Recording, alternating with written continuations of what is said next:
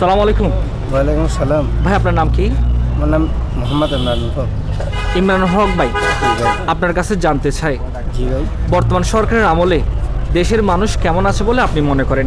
আগের সরকারের অবস্থা তো আপনি জানেন সব কিছু, অবশ্যই। আপনার অভিজ্ঞতা থেকে যদি বলেন। আগের সরকারের আমলের চাইতে বর্তমান সরকারের যে দেশের পরিস্থিতি আসলেই আমার দৃষ্টিতে খুব ভালো যাচ্ছে। কারণ বিগত সরকার আমলে দেশে বেশি লুটপাট বিভিন্ন রকম জুল দলম দখলবাস এগুলো ছিল, কিন্তু বর্তমানে এই জিনিসটা দেখা যাচ্ছে না। যদিও ক্ষুদ্রভাবে দেখা গেলেও এটা তেমন বেশি না। তো আমার হচ্ছে কি মতামত হচ্ছে কি বর্তমান সরকারে যেগুলো দেশ পরিচালনা করতেছে সেগুলো আমার দৃষ্টিতে খুব ভালো করতেছে।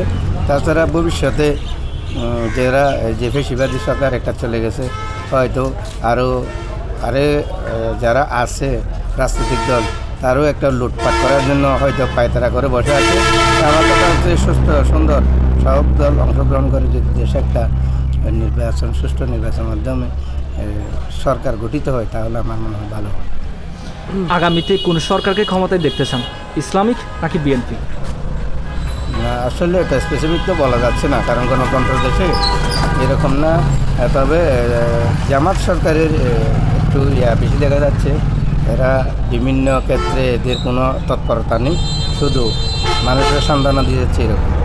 বিএনপি তো দেখা যাচ্ছে যে বিভিন্ন ক্ষেত্রে এখন তো সরকার ছুটে গেছে, বেশিরভাগ একটা সরকার চলে গেছে, কাউকে নেতৃত্ব দেয় না। কিন্তু বিএনপির মানুষ দেখতেছে যে ক্ষুদ্র তার মনে হচ্ছে এরা নেতৃত্ব নিয়ে ফেলছে এরকম।